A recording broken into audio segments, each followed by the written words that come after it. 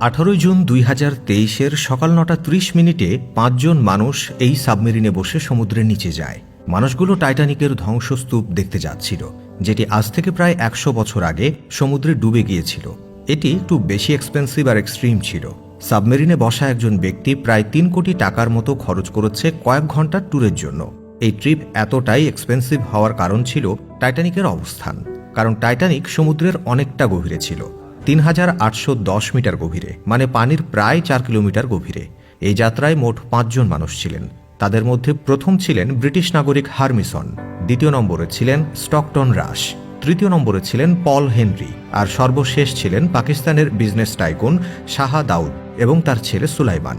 সুলাইমান এই যাত্রায় যেতে ভয় পাচ্ছিল, তার যাওয়ার কোনো ইচ্ছেও ছিল না। কিন্তু তার পিতার মন রক্ষার জন্য সে এই যাত্রায় তার পিতার সঙ্গী হন। আর এখান থেকেই শুরু হয় 4 দিন ব্যাপী চলা একটি মাল্টিন্যাশনাল রেস্কিউ প্রোগ্রাম। তবে একটি কথা, অনেক বছর আগে এই সাবমেরিন উধাও হয়েছিল যে স্থানে, সেটা হলো আটলান্টিক মহাসাগরে কানাডার পাশে। যেমনটি ম্যাপে দেখতে পাচ্ছেন, ক্যারিবিয়ান আইল্যান্ড নিউ ফাউন্ডল্যান্ড থেকে 600 কিলোমিটার দূরে এই স্থানে সমুদ্রের নিচে টাইটানিকের ধ্বংসস্তূপ পড়েছিল। আসলে টাইটান একটা সাবমেরিন না, এটি একটি সাবমার্সিবল যান ছিল। দুটি জিনিস শুনতে একরকম হলেও এরা একে অপরের থেকে ভিন্ন। সাবমেরিনের নিজস্ব পাওয়ার থাকে, সাবমেরিন নিজে থেকে সমুদ্রের গভীরে যেতে পারে এবং বাইরেও আসতে পারে, কিন্তু সাবমার্সিবলের নিজস্ব পাওয়ার নেই। সাবমার্সিবলের পানির ভেতরে যাওয়ার জন্য, পানির ভেতর থেকে বাইরে আসার জন্য আলাদা সাপোর্ট শিপের দরকার হয়। একটা শিপ যা পানির উপরে অবস্থান করে এবং সবকিছুই নিয়ন্ত্রণ করে। টাইটানের কেসে সাপোর্ট শিপ হিসেবে কাজ করেছিল পোলার 68 I-10 নামের আরেকটি শিপ, যা বানিয়েছিল অসিন গেট কোম্পানি। এই কোম্পানির উদ্দেশ্য ছিল ধনী মানুষদের সমুদ্রের অভ্যন্তরে ট্যুর করানো। এই কোম্পানির আরও 2টো সাবমার্সিবল ছিল। এর মধ্যে একটি ছিল অ্যান্টিপোর্টস, যেটি 304 মিটার গভীরে যেতে পারত, আর আরেকটা ছিল সাইক্লোপস, এটি 500 মিটার পর্যন্ত গভীরে যেতে পারত। কিন্তু টাইটান এর ডিজাইন করা হয়েছিল পানির 4000 মিটার গভীরে যাওয়ার জন্য, মানে 4 কিলোমিটার পানির স্তর। এটি কতটা গভীর তা নিশ্চয়ই এই চার্টের মাধ্যমে আন্দাজ করতে পারছেন। মানুষের উচ্চতা হয় 6 ফিট। টাইটানিক যে বরফের পাহাড়ের সাথে ধাক্কা খেয়েছিল, সেটা পানির উপরে 100 ফুটের মতো ছিল এবং তার চেয়েও অনেক অনেক বেশি পানির নিচে তার অবস্থান ছিল, যেখানে বড় দানবাকৃতি স্কুইডরা থাকে।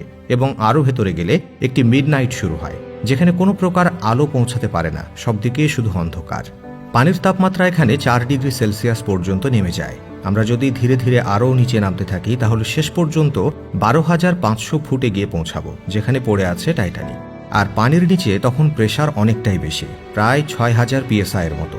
এই প্রেশারকে যদি আমরা সহজ ভাষায় বুঝি, তাহলে তা হবে একজন মানুষের শরীরের উপর কয়েকশো হাতি দাঁড়িয়ে থাকার মতো। টাইটান সাবমার্সিবলে যে জানালাটি ছিল, তাকে বলা হতো ফিউবর্ড। এটা আজ পর্যন্ত কোনো প্রাইভেট কোম্পানির বানানো সবচাইতে বড় জানালা। এই সাবমার্সিবল চালানো হতো একটি ভিডিও গেম কন্ট্রোলারের দ্বারা। এটি নিজের সাপোর্ট শিপের সাথে টেক্সট মেসেজের মাধ্যমে কমিউনিকেশন করতে পারত। উপরে থাকা সাপোর্ট শিপ আরও কিছু সময় অপেক্ষা করে, তারপর সেই শিপটা US কোস্ট গার্ডকে সংবাদ দিয়ে সরে যায়। এখান থেকেই একটি ভয়ঙ্কর রাত শুরু হয়। টাইটানে 96 ঘন্টা অথবা 4 দিন বেঁচে থাকার মতো অক্সিজেন ছিল। তার মানে এই রেস্কিউ মিশন যদি করতেই হয়, তাহলে 4 দিনের মধ্যেই করতে হবে। তো দর্শক, টাইটানিককে দেখতে যাওয়া টাইটানের এই রেস্কিউ মিশনও ইতিহাস হয়ে থেকে যায়। তো আজ ভিডিও এ পর্যন্তই। আপনার মতামত কমেন্টে জানাবেন। Thanks for watching.